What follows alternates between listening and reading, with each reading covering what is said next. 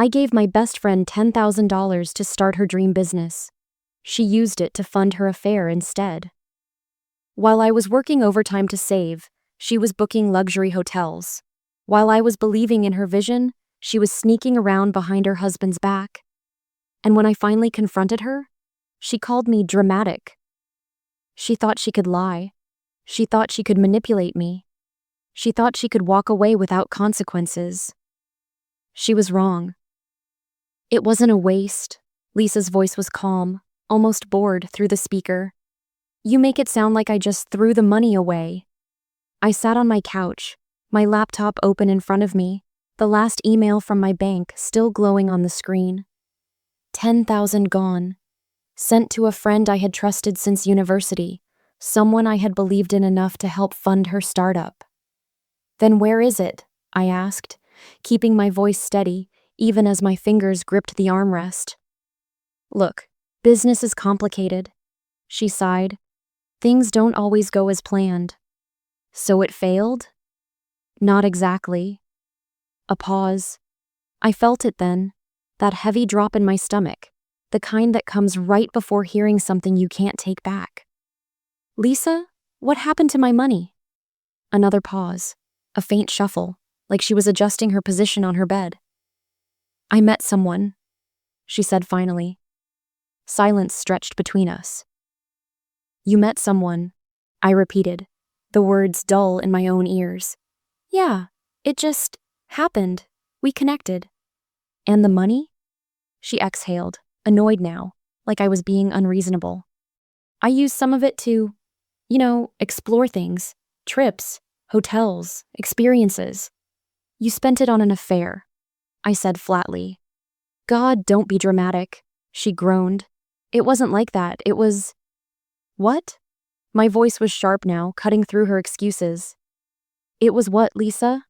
Research? Networking? Team building? She clicked her tongue. I could imagine her rolling her eyes, the same way she always did when I got too serious. I thought you'd understand, she said finally, her voice quieter. You know how unhappy I was. You know how much I needed something different. I closed my eyes, pressing my fingers to my temple. You needed something different, so you used my money? It was an investment, she argued. Just in my future in a different way. A short laugh escaped me, sharp, humorless. An investment. That was what she was calling it. My savings, my belief in her, my trust. And she had spent it on someone else's sheets. My hands were shaking, but my voice was steady. Lisa, I want my money back. A beat of silence. Then, that's not really possible. I opened my laptop, my jaw tight, and started making a list. This wasn't over. I stared at my laptop screen, the cursor blinking in sync with the pounding in my skull. The number sat there, cold and unchangeable. $10,000 transferred. No refunds, no second chances. Lisa had spent my money on some fantasy, a secret life she hadn't earned, while I had worked overtime, skipped vacations, and budgeted every expense to save that amount. Now, it was gone. I scrolled through our last messages, looking for anything, any sign I had missed. A month ago, she had been excited, sending updates about suppliers, branding ideas, even location scouting. This place is perfect, just needs some work. I'm so grateful for you believing in me. Can't wait for you to see the first launch. All lies, or maybe half-truths, stretched until they snapped. I opened my banking app, scrolling through the transactions. The withdrawal was clean, direct, and final. But Lisa's spending? That was messier. Charges at expensive hotels, flights booked at odd hours, dinners at places I knew were far beyond her usual budget. I clicked on one. The most recent, a boutique hotel in the city. Booked for 2. Paid in full. My stomach turned. Lisa wasn't careless. She was calculated. She had known exactly what she was doing when she spent my money, and she hadn't even bothered to cover her tracks. I inhaled slowly and exhaled through my nose. If she thought this was over, she was wrong. This wasn't just betrayal. It was theft, and I wasn't going to let her walk away from it. I didn't sleep that night. My mind was too busy replaying every conversation, every moment I had trusted Lisa, every way I had convinced myself that she was different, that she wouldn't be the kind of person to do this. But she was. And now, she was pretending like it wasn't a big deal. At 3 a.m., I gave up on sleep and started drafting a message. Something direct. Something she couldn't twist. Lisa, you took $10,000 under false pretenses. That wasn't a gift. That wasn't for personal use. That was for your business, which clearly never existed. I want my money back. We can handle this privately, or I can escalate it. Your choice. I stared at the message, my finger hovering over send. It wasn't just the money. It was the principle, the disrespect, the complete lack of remorse. I clicked send. Lisa read it immediately. The typing bubble appeared, disappeared, then came back again. I could almost feel her weighing her response, trying to find the angle that would make me drop this. Then, finally, a reply. I get that you're upset. I really do. But I never promised you a return. You gave me that money because you wanted to support me, and I'm sorry things didn't turn out the way you expected. I clenched my jaw. She was already twisting it. She was making it seem like I was some bitter investor, not a friend she had conned. I typed back. I didn't invest in your personal life. You told me you needed this to launch a business. Instead, you spent it on hotels and flights. That's fraud, Lisa. A long pause, then, don't be ridiculous. If you're really this mad over money, I'll figure something out. But you're being dramatic. Dramatic.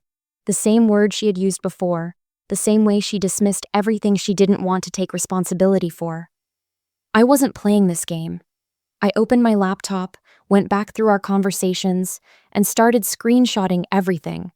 Every promise, every mention of the business, every time she thanked me for believing in her vision. I pulled up the transaction records, the hotel bookings, the unnecessary flights. Everything. Lisa wanted to act like this was just a misunderstanding. I was about to make it clear that it wasn't. I wasn't asking anymore. I was building a case. Lisa didn't respond after that. Not that morning. Not by noon. Not by the time I was halfway through my second coffee and had already started looking into my legal options. She was waiting me out, hoping I'd cool down, hoping I'd let this go like a bad argument between friends. But this wasn't an argument. This was theft. I spent the rest of the afternoon compiling everything. Our text history, her voice messages where she talked about the amazing opportunities she was working on, the excited emails with links to suppliers and branding ideas, all designed to make me believe this was real. And then, side by side, I had the credit card statements. 5-star hotels, intimate restaurants, flight tickets. I even found a boutique shopping spree, all neatly labeled under her transaction history. It wasn't just a bad decision. It was calculated deception. And she wasn't even sorry. By evening, I had a full folder of evidence. If she wanted to act like I was overreacting, I was going to make sure she knew exactly how wrong she was. So I sent her one final message. Lisa, I've given you a chance to do the right thing. You ignored it. I have everything. Texts, transactions, proof that you misled me. Either we discuss a repayment plan, or I take this further. Your choice. Read at 7:42 p.m., typing. Then it stopped. Typing again. Then another message came through, but it wasn't from Lisa. It was from her husband. Why is my wife suddenly panicking about money? What's going on? I stared at the screen, my heart hammering in my chest. Lisa hadn't just betrayed me. She hadn't just wasted my money. She had never told her husband. And now, everything was about to unravel. I stared at my phone, the message from Lisa's husband still glowing on the screen. My first instinct was to ignore it. This wasn't his problem. This was between Lisa and me. But then again, was it? He had no idea. The money she had stolen wasn't just a betrayal of our friendship. It was a cover for an entire double life. I took a breath, fingers hovering over the keyboard. I could end this right now. I could send him everything. The bank statements, the hotel charges, the plane tickets booked under her name, but for two. I could drop it all in his lap and let him deal with it. But something in me hesitated. This wasn't about revenge. This was about my money. If I blew everything up right now, Lisa would go into damage control mode. She'd spin a new story, redirect the guilt, twist this into something that somehow made her the victim. That was what she did best, turning consequences into sympathy. So I replied carefully. You should ask Lisa. She knows exactly what this is about. Delivered. Read. He didn't respond immediately, but I knew he would. And now, Lisa would have no choice but to talk to me. It took 20 minutes before my phone rang. What the hell did you say to him? Lisa's voice was low, furious. The truth. No, you didn't. If you had, he'd be losing his mind right now. He just texted me asking if everything's okay. Then maybe you should explain to him why thousands of dollars disappeared from my account and ended up in hotel rooms. Silence. You think you're so clever, she said finally, her voice full of venom. You're really willing to ruin my marriage over this? I almost laughed. Lisa, you ruined your marriage. I just want my money. Another pause. I could hear her breathing on the other end, shallow and uneven. This wasn't going how she wanted. Fine, she snapped. I'll pay you back. Happy? When? I need time. You had time, I said coldly. Time to tell me the truth. Time to do the right thing. Now I'm setting the timeline. 1 week. A week? Are you insane? Where am I supposed to get that kind of money in a week? Not my problem. Figure it out. She started to argue, but I hung up. This wasn't a negotiation anymore. Lisa thought she could manipulate her way out of this. She thought she could stall, guilt trip, throw a tantrum, and I'd cave. She had no idea how wrong she was.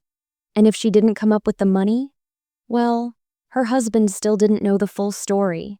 And I was more than ready to let him find out. Lisa didn't text me the next morning, or the afternoon, or the evening. She was stalling, hoping I'd get tired, hoping I'd let this go. I wasn't going to. I gave her 24 hours before I sent another message. 6 days left. No pleasantries, no argument. Just a reminder that her time was running out. She didn't reply. But her husband did. Lisa's acting weird. Says she'll explain later, but I feel like she's hiding something. You sure you don't want to tell me what's going on? I could see it clearly. Lisa scrambling, trying to come up with a story that wouldn't destroy her life. But the walls were closing in. I decided to wait. Let her sweat. Let her wonder how much I had already told him. That night, I got a call from an unknown number. I let it go to voicemail, and when I checked, I wasn't surprised. Hey, it's me. Listen, I know you're mad. I get it. But this whole thing has gone too far. I can't just snap my fingers and come up with 10 grand overnight. You're putting me in an impossible situation. Can we just talk? Please? She sounded desperate. Good. I didn't respond. Instead, I spent the next few hours looking into my options. I could take her to small claims court. I could file a police report. I could contact the bank and explore fraud claims. Though I already knew they'd say it was a civil matter. There were ways to make her life a nightmare, even if she thought she could ignore me. But honestly, I wanted the money. I didn't just want her to suffer. I wanted to take back what was mine. So I waited. Another day passed, then another. On the 4th day, she finally cracked. I have half. I need more time for the rest. I smirked at my phone. Half was a start. But she didn't get to set the terms anymore. Cash. No transfers. Meet me tomorrow. A long pause. Then, fine. She thought this was over. She had no idea what was coming next. The next evening, I arrived early.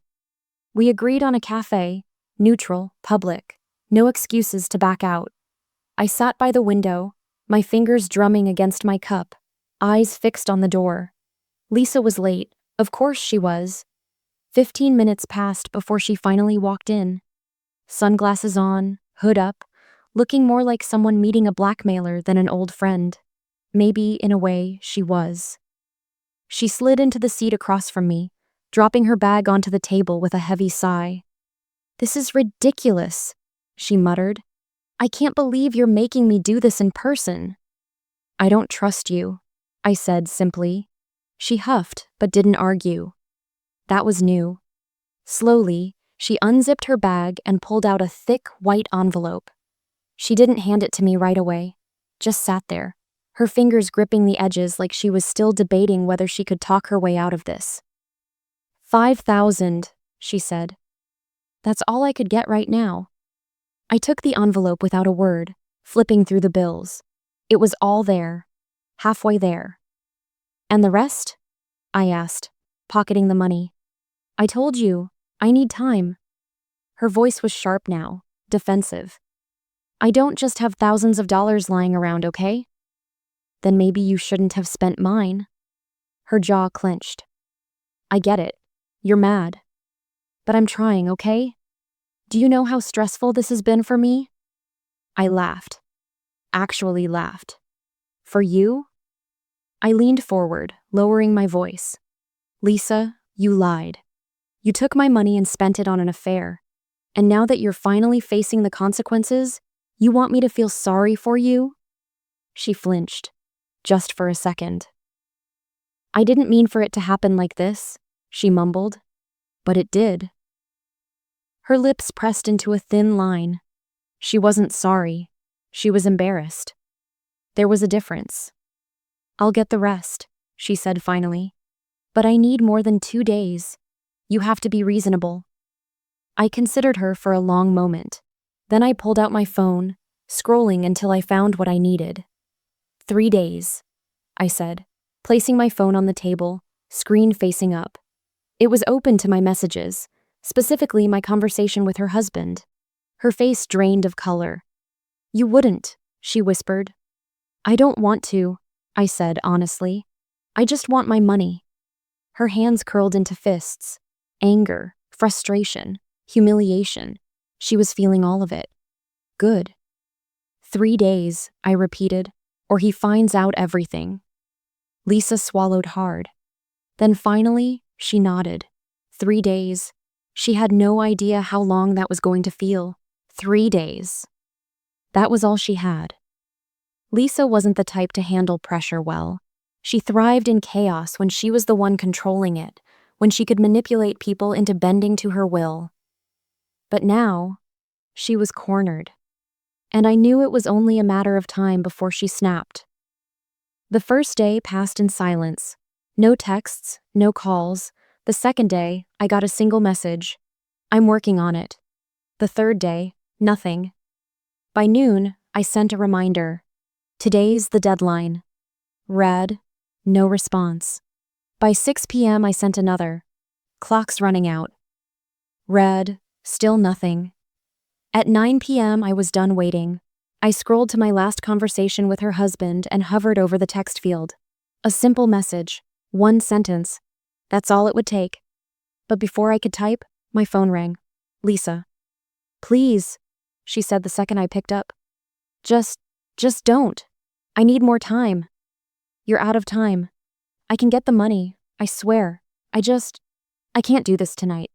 "Then when?" My voice was cold, steady. "Tomorrow, end of the day, please." I exhaled slowly, weighing my options. I could push send right now and let her entire life collapse around her. Or I could wait. One more day wouldn't kill me. "Tomorrow, no excuses." "No excuses," she repeated, voice barely above a whisper. I hung up. Tomorrow. I had no idea what she was planning, but whatever it was, I knew one thing for sure. Lisa was desperate, and desperate people made mistakes. The next day, I didn't text Lisa. I didn't remind her. I didn't need to. She knew what was coming if she didn't show up with the rest of the money. By late afternoon, I was at the cafe again. Same spot by the window. Same coffee, now cold as I swirled it absent-mindedly. I wasn't nervous, I wasn't anxious, I was just waiting. Then, at exactly 5:57 p.m., Lisa walked in. She looked terrible. Dark circles under her eyes, hair unbrushed, movements stiff like she hadn't slept in days.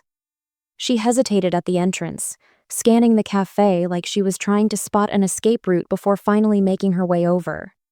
She dropped into the seat across from me and slid another envelope onto the table.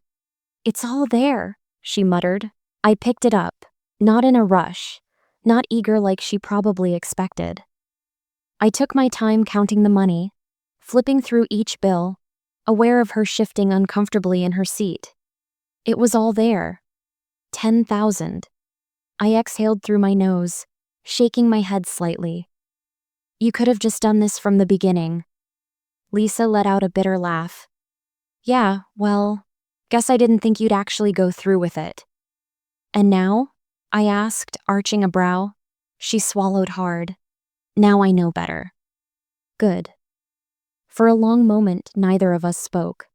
The weight of everything, the lies, the betrayal, the manipulation, hung between us. "Are you gonna tell him?" she asked suddenly. "Your husband?" I asked, pretending to think about it. "I don't know. Should I?" Her face went pale. She knew what that meant. Even if I never said a word, the fear that I might would never leave her. I let the silence stretch before standing, slipping the envelope into my bag. "We're done, Lisa," I said simply. She didn't argue. I walked out without looking back. For the first time since this all started, I finally felt like I'd won. I stepped out of the cafe, the evening air crisp against my skin, the weight of the envelope solid in my bag. $10,000, my money, back where it belonged. It should have felt like closure, like victory. But as I walked away, I realized something. I wasn't angry anymore. Not in the way I had been. Lisa had already lost. She'd lost the one person who had genuinely believed in her. She'd lost her last excuse, her final lifeline. She could tell herself whatever she needed to. Call me dramatic, call me unforgiving. But she knew. She knew exactly what she had done, and now she had to live with it. I wasn't going to tell her husband, not because she didn't deserve it, but because I didn't need to. Lisa was her own worst enemy. The cracks were already showing, and I had no doubt that sooner or later, her web of lies would unravel on its own. As I reached my car, my phone buzzed. One last message from her. "I hope you're happy." I smirked, shaking my head. Even now, even after everything, she still played the victim. I didn't reply. Instead, I got in, started the engine, and drove away. Lisa was the past, and I wasn't looking back.